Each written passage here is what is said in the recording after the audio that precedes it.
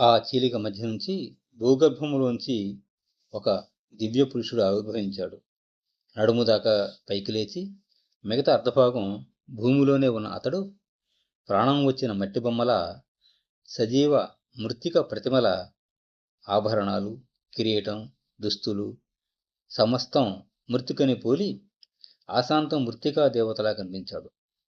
ఆ మృత్తిక పురుషుడిని గాంచి భీతిలిన చంద్రముఖి అక్కడి నుంచి తక్షణం వెళ్ళిపోయి యోచనతో 2 చేతులు ఆకాశం వైపు చాచి పైకి ఒక్కసారిగా పైకి ఎగిరింది.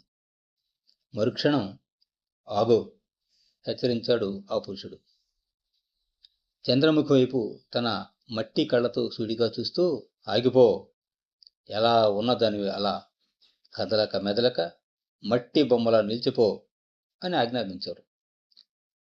ఆ ఆజ్ఞానుసారం చంద్రముఖి నదీ తీరానికి 10 అడుగుల ఎత్తులో ఆకాశంలో మట్టి బొమ్మల చలనం లేకుండా నిలిచిపోయి భయంతో కంఠస్వరం కంపిస్తుంటే, ఎవరు నువ్వు?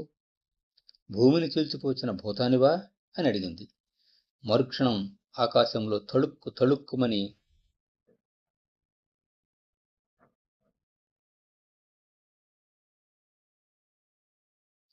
ఆ మెరుపులు దివ్య దేవతారూపం దాల్చి ఆకాశవాణిగా ప్రత్యక్షమై, అతడెవరో తెలియదా? తెలియకుండానే ఈ దివ్యక్షేత్రంలో అడుగుపెట్టావా? అతడు ద్యుతిమంతుడు, ఈ క్రౌంచ ద్వీపం అధిపతి, భూమిస్థుడు, గిరిశ్రేష్ఠుడు. అతడి అనుమతి లేకుండా ఎవరూ ఇక్కడ కాలు మోపలేరు. మీ దేవేంద్రుడు, దేవతలు ఈ ద్యుతిమంతుడి అనుమతి తీసుకునే పూర్వం ఇక్కడ తలదాచుకున్నారు. ఇతడు అనుమతి ఇవ్వడం చేతనే మీ అమరులు అమరావతిలో అడుగుపెట్టి అమరేశ్వరుని సేవించుకుంటున్నారు. నీ తండ్రి ప్రార్థించడం చేతనే నీకు ఈ దివ్యక్షేత్రంలో ప్రవేశార్హత లభించింది. అట్టి మహానుభావుడికి తీరని ద్రోహం చేశావు నువ్వు అని పలికింది ఆకాశవాణి. చంద్రముఖి విస్తుపోతూ, ద్రోహం చేశానా? నేనా? ఇతడికా అని రెట్టించింది. అవును, దేవకన్యవని అహంకారంతో నువ్వు శపించిన ఆ 7 ఎవరనుకుంటున్నావు? ఈ ద్యుతిమంతుడి పుత్రులు. నిరంతర తపో సాధనతో సదాశివుడిని మెప్పించిన ఆ మహాత్ములు. కైలాసంలో పరమేశ్వరుడి నిత్యసేవకి శివగణాలుగా నియమించబడిన భాగ్యశాలురు. ఇతడి పేరు ఉశగుడు. వారాల్లో మొదటిదైన ఆదివారం శివుని సేవిస్తాడు. రెండవవాడైన మందగుడు, రెండవదైన సోమవారం, మూడవవాడైన ఉష్ణుడు, మూడవదైన మంగళవారం, నాలుగవవాడు పేవరుడు, నాలుగవదైన బుధవారం, ఐదవవాడు అంధకార, ఐదవదైన గురువారం, ఆరవవాడు ముని, ఆరవదైన శుక్రవారం, ఏడవవాడు దుందుబి. వారాల్లో 7వది శనివారం నాడు శివుడి సేవకు వరం పొందాడు. ఈ మహాశివరాత్రి నాడు లింగోద్భవ సమయంలో ఈ 7 శివగణాలుగా అవతరించి కైలాస సన్నిధికి చేరడానికి నిర్ణయమైంది.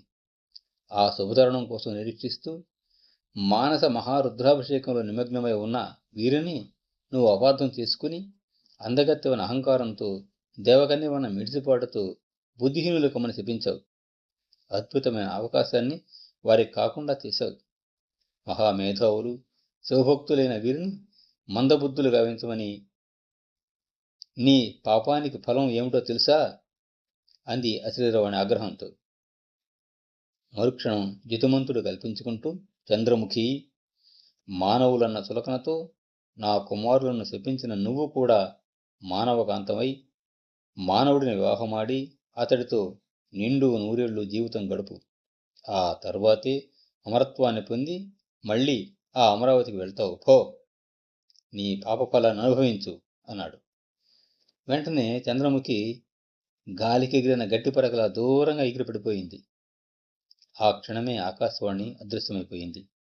అనంతరం జితుమంతుడు నదీ జలాల్లో మానవ రూపాల్లో శిలా ప్రతిమల్లా శిలారహితంగా నిల్చుని ఉన్న తన కుమారుల వైపు బాధగా చూసి, నాయనలారా, ఏ జన్మలో చేసిన దుష్కర్మమో ఈ జన్మలో మీకు అవాంతరమై కలిగించింది. ఏ దేవకన్య మిమ్మల్ని శపించిందో ఆ చంద్రముఖికి మీ చేతుల మీదుగా మీరే వివాహం జరిపిస్తారు. ఆ మరుక్షణమే మీకు శాప విముక్తి కలిగి కైలాసవాసులవుతారు. అంతవరకు పరమ దయాళువైన పరమానంద శిష్యులుగా మీ సేవా వారాల పేర్లే మీ పేర్లుగా ఆది, సోమ, మంగళ, బుధ, గురు, శుక్ర, శని పేర్లతో సంచరించండి. 10 మందికి ఉపకరించి తీర్థార్థులు కండి అని పలికి మంత్రజలాన్ని ఆ చలనరహితుల మీద ప్రోక్షించాడు.